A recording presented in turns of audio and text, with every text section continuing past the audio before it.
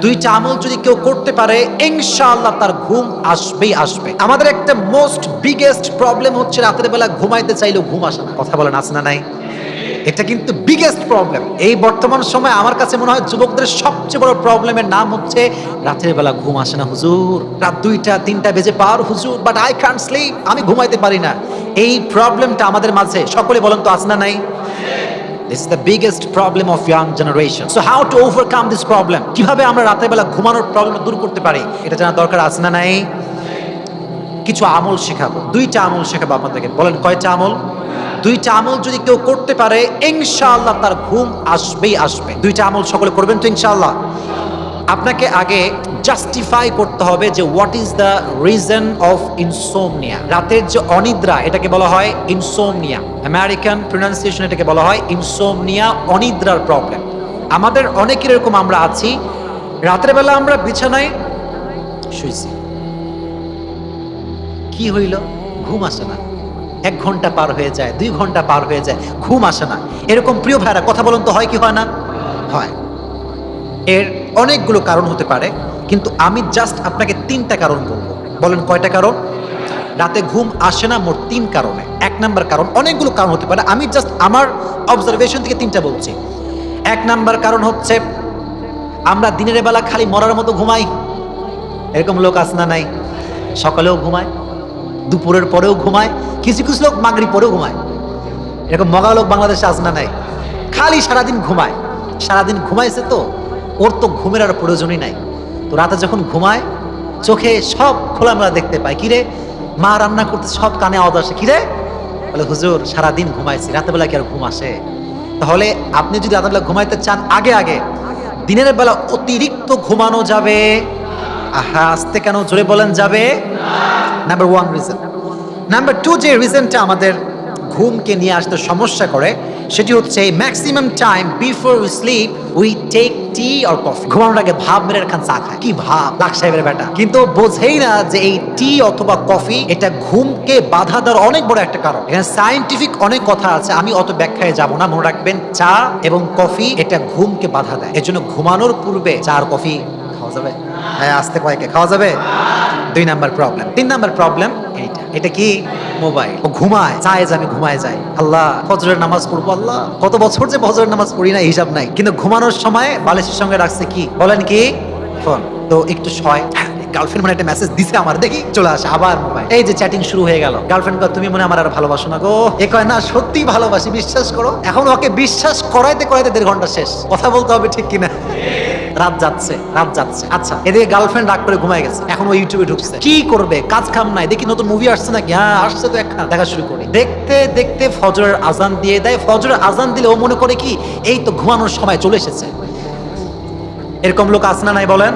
আছে। এই জন্য প্রিয় ভাইয়েরা, যখন আপনি ঘুমাচ্ছেন, ঘুমানোর সময় অ্যান্ড্রয়েড কোনো ডিভাইস আপনার চতুর্সীমানার কোথাও অ্যান্ড্রয়েড ডিভাইস থাকতে পারবে, থাকলে আপনার ঘুমের সমস্যা হবে। তাহলে প্রবলেম জানতে পারলাম কয়টা? বলেন না কয়টা? এই 3টা প্রবলেম থেকে দূরে থাকবেন তো ইনশাআল্লাহ। এবার আসেন আমল শেখাই দিই।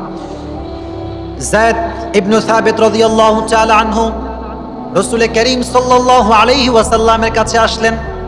এসে বললেন ইয়া রাসূলুল্লাহ, ইয়া হাবিবাল্লাহ, রাতের বেলা যখন আমি ঘুমাতে যাই ঘুম আমাকে ধরে না, ঘুম আমার আসে না, আমি কি করতে পারি? রাসূল বললেন হে যায়েদ, তোমাকে একটা আমল শিখাই দিব, একটা দোয়া শিখাই দিব, দোয়া পাঠ করে তোমার ঘুম দিয়ে দিবে একজন। তিনি কে?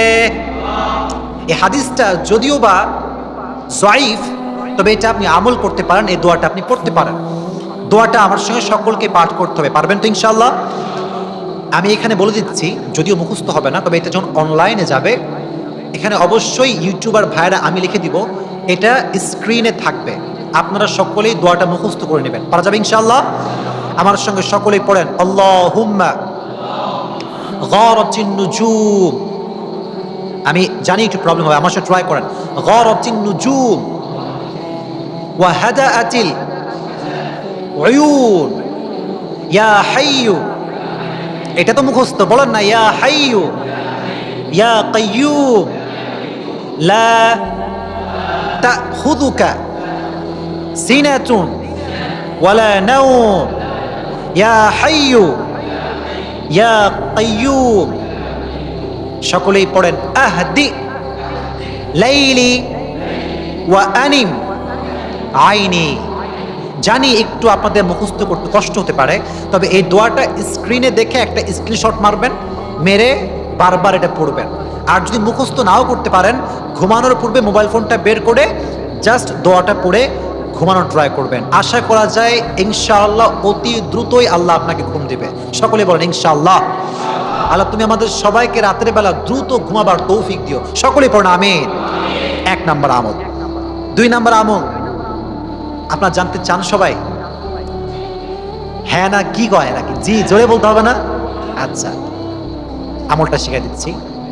সেটি হচ্ছে এই, যদি আপনি রাতের বেলা আগে আগে ঘুমাইতে চান, ফজরের নামাজটা প্রত্যেক দিন বা জামাত আদায় করবেন। পারা যাবে ইনশাআল্লাহ।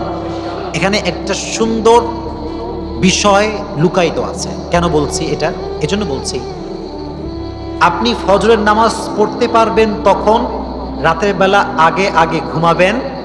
কথা বলেন, ফজরের নামাজ আপনি বা জামাত আদায় করতে পারবেন তখন রাতের বেলা ঘুমাবেন আগে আগে যখন। এটার সঙ্গে এটা কানেক্টেড। এখন রাতের বেলা আপনি আগে আগে ঘুমাবেন কেমনে, এটা একটা প্রশ্ন। এটা তাহলে আমি আবার ওই সমস্যায় ফিরে যাই। সেই সমস্যাটা কি? ভোরবেলা থেকে নিয়ে একদম রাত 8টা-9টা পর্যন্ত অতিরিক্ত ঘুম আপনি কখনো দিবেন না। পারা যাবে ইনশাআল্লাহ। শোনেন, যদি রাতের বেলা আগে আগে ঘুমাইতে চান, এই যে জোহরের নামাজের পরের যে সময়টা, এই যে আপনি মগলার মতো খাইয়া ভুড়ি মোটা কইরা শেষ, ঘুমাইছে আসর শেষ, মাগরিব শেষ, ওর 14 গুষি কোনো খবর নাই, এরকম ঘুম আসনা নাই। এই জন্য এটা খুবই ইফেক্টিভ একটা ইস্যু বলছি। আপনাকে অবশ্যই দিনের বেলা অতিরিক্ত ঘুম ত্যাগ করতে হবে। পারা যাবে ইনশাআল্লাহ। আমি নিজে আপনাকে পরীক্ষিত আমল বলছি, আপনার দিনে যখন ঘুম কম হবে, বিশ্বাস করেন, ট্রাস্ট মি, বিলিভ মি, রাতে দেখবেন আপনার ঘুম পাড়ানোর জন্য দোয়াই লাগবে না, আপনি এমনি গাইড। কথা বলেন ঠিক কিনা? এজন্য ফজরের নামাজটা সকলেই বা জামাত আদায় করবেন তো ইনশাআল্লাহ।